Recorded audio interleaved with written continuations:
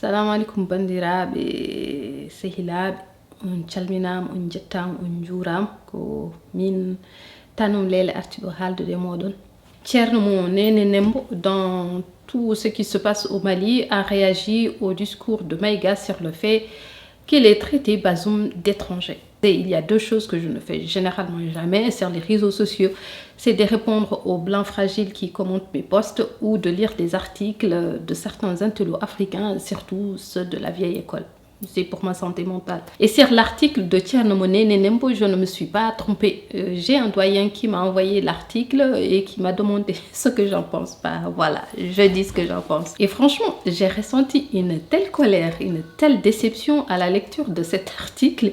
Et moi, mes colères, comme je suis une hypersensible, cela me donne carrément des douleurs physiques. S'il y a des hypersensibles par là, vous savez de quoi je parle. Thierno Nene Nembo, c'était mon écrivain préféré. Et c'est un écrivain talentueux, il n'y a rien à dire. Voilà l'article en question et le titre est Africains étrangers chez eux.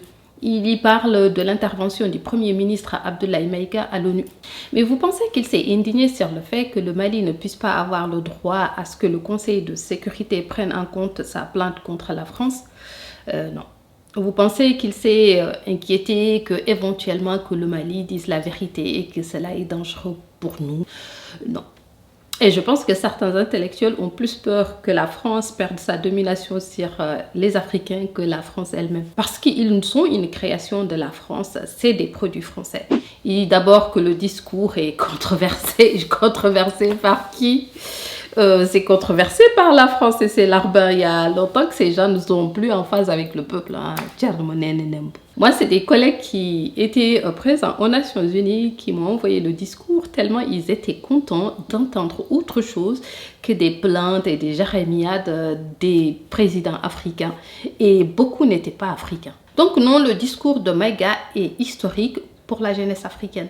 Et dans le discours du Mali, il n'a retenu, comme tous les France-Africains, que « Oh, on a traité Bazoum d'étranger ». Et tout de suite, ce qui vient à l'esprit de notre brillant intellectuel, Thierno Nene Nembo, c'est « Ah, il a dit ça parce que Bazoum est arabe ». Le colonel Maïga est un fils de militaire. Il connaît qui est qui. Et je ne vais pas rentrer dans les détails, sinon la vidéo va être trop longue. Et Maïga faisait allusion à ces familles mafieuses en Afrique que la France utilise ou place à la tête des États comme des régisseurs de plantation, alors qu'ils n'ont aucune attache à ces terres. Quand on n'a pas d'attache à une terre, on n'a aucun mal à prendre de mauvaises décisions qui vont à l'encontre des intérêts du pays. Il profite aussi pour envoyer des pics au gouvernement malien qu'il traite de xénophobe, comme pour dire que Maïga déteste les Arabes. C'est absolument irresponsable, déplacé, d'autant plus que j'imagine que la politique malienne ne l'intéresse que quand il peut écrire des articles pour Le Point, Jeune Afrique, pour encenser la France et autres Arabes. Il parle de l'espace soudano-sahélien où le brassage serait la règle. C'est cette affirmation qui est une hérésie. Cet espace n'a jamais été un espace de brassage. C'est un espace de violence, de viol, d'esclavage, de chasse à l'homme, de razzia, de vol, d'accaparement de terres, de génocide et de domination. D'ailleurs, ce sont ces violences-là qui ont fait que vos ancêtres ont fui pour se réfugier en Guinée. En Pulaar, on dit que « Reworonk de Wargohoda ». C'est un adage poulard dans le Fouta Toro qui fait référence à l'extrême violence des Arabes esclavagistes qui sévissaient dans le nord de la Mauritanie qui a fait que les populations noires ont dû se replier tous de l'autre côté du fleuve Sénégal. Et même ça, ils n'étaient quand même pas à l'abri. Si le brassage était la règle, comment expliquez-vous que des Noirs qui étaient majoritaires dans cette région soient devenus minoritaires? La violence de l'esclavage, le racisme arabe dans le Maghreb, comment un brassage peut se faire dans un tel contexte?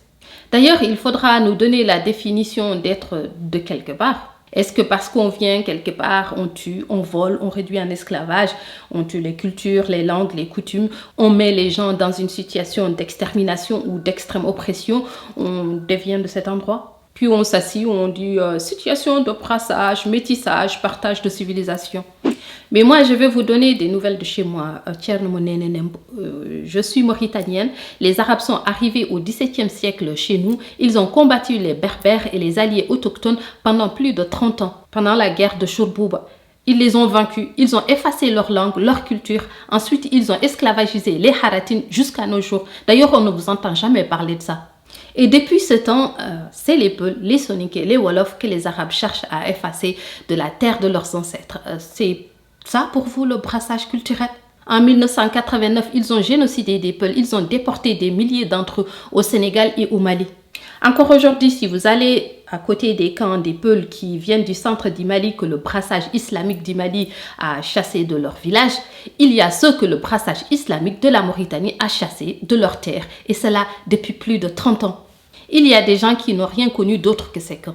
Leur maison, leur bétail et leur terre, leur appartenance à leur pays est en train de faire des brassages culturels avec les bourreaux de Nouakchott. Donc ce qui prévaut dans cette partie du monde, c'est l'élimination et la domination de ce qui est noir et de la valorisation et l'élévation de ce qui est blanc. D'ailleurs, je suis tombée sur un article où tu parlais de l'ancien président mauritanien Abdelaziz qui faisait partie du gouvernement qui est l'auteur du génocide de 1989. Tu fais de l'intellectualisme débile qui consiste à dire qu'il faut applaudir un président qui laisse le pouvoir à la fin de son mandat, même s'il est impliqué dans un génocide, même s'il a appauvri et volé son peuple. Parce qu'il part, il fait la démocratie. Cela me rappelle d'ailleurs un concept qu'on connaît bien chez nous, que les Arabes nous avaient imposé, c'est le mot de harma. Tu me payes comme ça, je ne t'agresse pas. Applaudissez-moi, je n'impose pas la dictature sur vous, qu'est-ce que je suis bon et gentil. Donc notre cher écrivain Thierno Mounene Nembo nous propose d'accepter notre sort et de rester à notre place de peuple exploitable et dominable. Vous parlez de génie assimilateur de l'islam. Cela ne vous gêne pas de mettre génie avec assimilateur dans la même phrase? D'ailleurs, l'assimilation est compatible avec l'islam qui lui parle de la sacralité de la diversité. Nos ancêtres ayant été forcés d'une manière ou d'une autre à ces religions n'ont jamais accepté le génie assimilateur de l'islam. Jamais. L'islam assimilationniste s'est toujours heurté à la résistance des Africains. Les Almoravides, les Almohades y ont mordu la poussière. Aujourd'hui, les mêmes organisations terroristes reviennent sous le nom salafiste, wahhabisme et autres ismes meurtriers, mais les Africains, malgré la faiblesse de leur défense, préfèrent mourir que d'embrasser ce que vous appelez le génie assimilateur de l'islam. Après, il part un peu dans des diatribes que les Mandingues, les Songhai, les Arabes ne sont nulle part étrangers dans cette portion du continent, comme si Abdoulaye Maïga avait dit que ces gens n'étaient pas de là-bas. C'est malhonnête. Alors, je vais faire un petit rappel historique puisque tout le monde semble perdre la raison. Les Arabes en Afrique sont arrivés comme des conquérants, des envahisseurs, des gens qui cherchaient richesse et pouvoir avec l'épée à la main. Les Arabes qui sont en Afrique du Nord sont la plupart des descendants des Hilaliens qui sont des brigands qui rançonnaient les pèlerins sur la route de la Mecque. Le rançonnage sera pendant longtemps leur seul modèle économique et c'est ce qu'ont fait encore nos djihadistes dans le Sahel. Les Fatimides voulant sécuriser leur business du pèlerinage leur ouvrit les portes de l'Afrique qu'ils venaient de conquérir. Et cela a été si violent que cet épisode est décrit dans les archives comme une dévastation, une fin du monde, la fin de la civilisation. C'est ça que vous appelez brassage? Ils saccageaient, ils violaient, ils volaient. C'est ça la réalité de ce que vous appelez génie assimilateur. Et si tu veux tordre l'idée qu'il existe une Afrique blanche et une Afrique noire, c'est les Blancs qui vont te tordre en Ndiorakos. Parce que les règles et les frontières, c'est pas les dominés qui les fixent. On peut aussi parler de cette diaspora libanaise dont tu parles, qui vit entre soi au cœur de l'Afrique. S'il y avait du brassage, comme tu le dis, comment peuvent-ils subsister au cœur de l'Afrique majoritairement noire? Monsieur le mélangeur de mots, va en Afrique blanche, dis-leur qu'ils ne sont pas blancs. Au passage, parle aux Noirs qui y vivent dans la violence du racisme et du mépris d'être noirs. Je peux t'en parler, j'y ai vécu 5 longues années. Il n'a pas non plus manqué de faire ce truc typique des intellos france-africains. C'est un peu comme ces Africains qui se décrivent comme citoyens du monde alors qu'ils ne peuvent même pas sortir de leur quartier.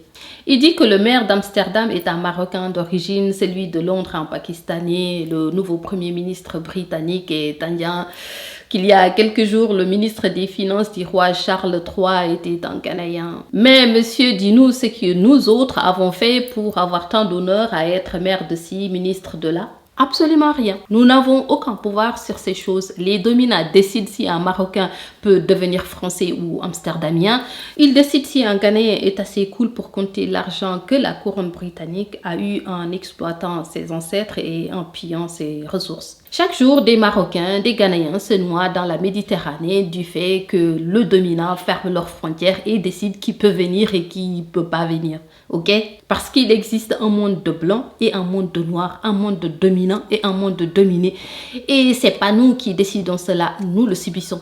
C'est juste décevant d'autant plus que vous êtes censés nous guider, nous donner un héritage à perpétuer, nous aider. Non, l'Afrique n'est pas triste. Ce qui est triste, c'est vous.